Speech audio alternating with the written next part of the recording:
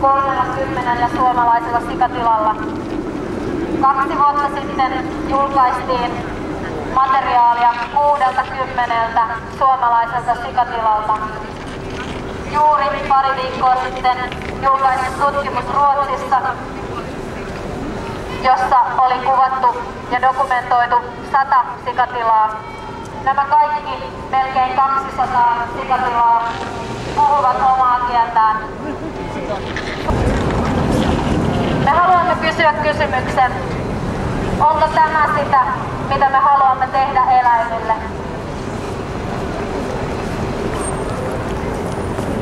Jos tämä ei ole sitä, mitä me haluamme tehdä eläimille, meidän on aika ottaa vastuu teoistamme